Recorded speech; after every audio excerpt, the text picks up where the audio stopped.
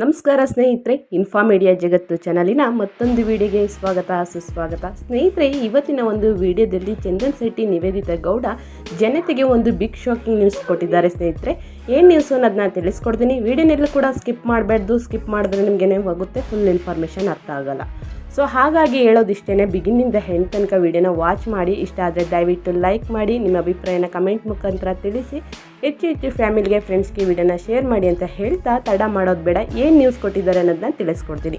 ವಿಚ್ಛೇದನ ಪಡೆದ ನಂತರ ಮತ್ತೆ ಒಂದಾದ ಚಂದನ್ ಶೆಟ್ಟಿ ಹಾಗೂ ನಿವೇದಿತಾ ಗೌಡ. ಸ್ನೇಹಿತರೆ, ಒಮ್ಮೊಮ್ಮೆ ಎಲ್ಲರ ಕಣ್ಣಿಗೆ ಕಾಮಿಡಿ ಪೀಸ್ಗಳಂತೆ ಕಾಣುತ್ತಿದ್ದವರು ನೋಡ್ತಿದ್ದಂತೆ ಹೇಳಿ ಮಾಡಿಸಿದಂಥ ಬದುಕನ್ನು ರೂಪಿಸ್ಕೊಳ್ತಾರೆ. ಸ್ನೇಹಿತರೆ, ಲೇವಡಿ ಮಾಡೋರೋ ಮುಂದೆ ಗೆದ್ದು ಬೀಳ್ತಾರೆ ಅಂತಲೇ ಹೇಳ್ಬೋದು.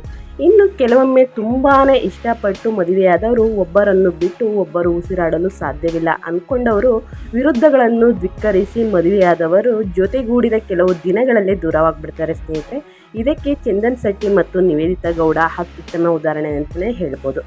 ಇವ್ರ ಬಗ್ಗೆ ಹೇಳ್ತಾ ಇದ್ರೆ ಸ್ನೇಹಿತರೆ, ಆದರೆ ಮನಪೂರ್ವಕವಾಗಿ ಮದುವೆಯಾಗಿ ಮನಪೂರ್ವಕವಾಗಿಯೇ ದೂರವಾದ ಇಬ್ಬರು ಈಗ ಮತ್ತೊಮ್ಮೆ ಒಂದಾಗಿದ್ದಾರೆ. ಸ್ನೇಹಿತರೆ, ಹಾಗಂತ ಚಂದನ್ ಶೆಟ್ಟಿ ಮತ್ತು ನಿವೇದಿತಾ ಗೌಡ ಮನಸ್ತಾಪಗಳನ್ನು ಮರೆತು ಮತ್ತೆ ಜೊತೆಯಾಗಿ ಬಾಳುವ ನಿರ್ಧಾರಕ್ಕೆ ಇಬ್ಬರು ಬಂದಿದ್ದಾರೆ ಅಂತಲ್ಲ.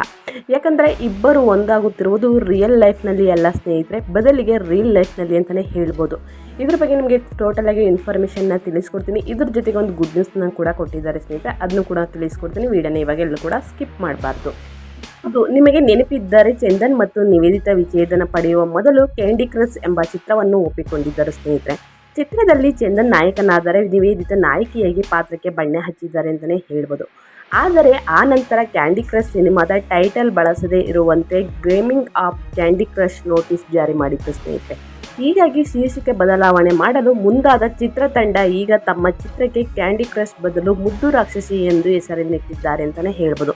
ಚಿತ್ರದ ಫಸ್ಟ್ ಲುಕ್ಕನ್ನು ಕೂಡ ಬಿಡುಗಡೆ ಮಾಡಿದ್ದಾರೆ. ಸ್ನೇಹಿತರೆ, ಯಾವ ಲುಕ್ಕನ್ನು ಕೂಡ ನಿಮಗೆ ತಿಳಿಸ್ಕೊಡ್ತೀನಿ. ಅದೇಗೆ ಪುನೀತ್ ಶ್ರೀನಿವಾಸ್ ಚಿತ್ರಕಥೆ ಬರೆದು ನಿರ್ದೇಶಿಸಿರುವ ಈ ಚಿತ್ರದ ಬಹುತೇಕ ಚಿತ್ರೀಕರಣವನ್ನು ಚಂದನ್ ಶೆಟ್ಟಿ ಮತ್ತು ನಿವೇದಿತಾ ಗೌಡ ಪತಿ ಪತ್ನಿಯಾಗಿದ್ದ ಸಂದರ್ಭದಲ್ಲಿಯೇ ಮುಗಿಸಿದ್ದರು. ಸ್ನೇಹಿತರೆ, ಇಬ್ಬರು ದೂರವಾದ ಸಮಯದಲ್ಲಿ ಕೇವಲ 8 ದಿನದ ಚಿತ್ರೀಕರಣ ಮಾತ್ರ ಬಾಕಿ ಇತ್ತು.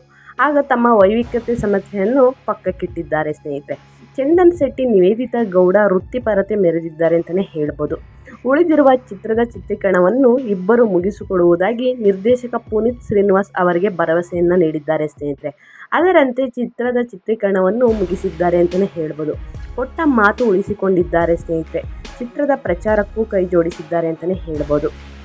ಇನ್ನು ಚಂದನ್ ಮತ್ತು ನಿವೇದಿತಾ ಗೌಡ ಅವರು ಈ ಮುದ್ದು ರಾಕ್ಷಸಿ ವಿಚಾರ ತಿಳಿದು ಅನೇಕರು ಎಂದಿನಂತೆ ನಿವೇದಿತಾ ಗೌಡ ಅವರನ್ನು ಟ್ರೋಲ್ ಮಾಡಲು ಶುರು ಮಾಡಿದ್ದಾರೆ ಅಂತಲೇ ಹೇಳ್ಬೋದು.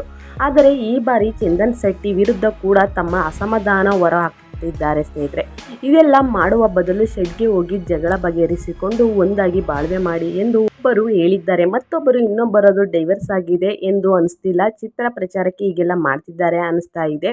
ಇನ್ನೊಬ್ಬರು ಚಂದನ್ ನಾಚಿಕೆ ಇಲ್ವಾ ಗುರು ನಿನಗೆ, ಬೇಡ ಅಂತ ಬಿಟ್ಟೋದಳ ಬಗ್ಗೆ ಯಾಕೆ ಚಾನ್ಸ್ ಕೊಡ್ತೀಯಾ, ಬೇರೆ ಯಾರು ಸಿಗ್ಲಿಲ್ವಾ ಎಂಬ ಸಾಕಷ್ಟು ಫ್ಯಾನ್ಸ್ಗಳು ಕ್ವಶನ್ನ ಮಾಡ್ತಾ ಇದ್ದಾರೆ, ಟ್ರೋಲ್ ಮಾಡ್ತಾ ಇದ್ದಾರೆ ಅಂತಲೇ ಹೇಳ್ಬೋದು.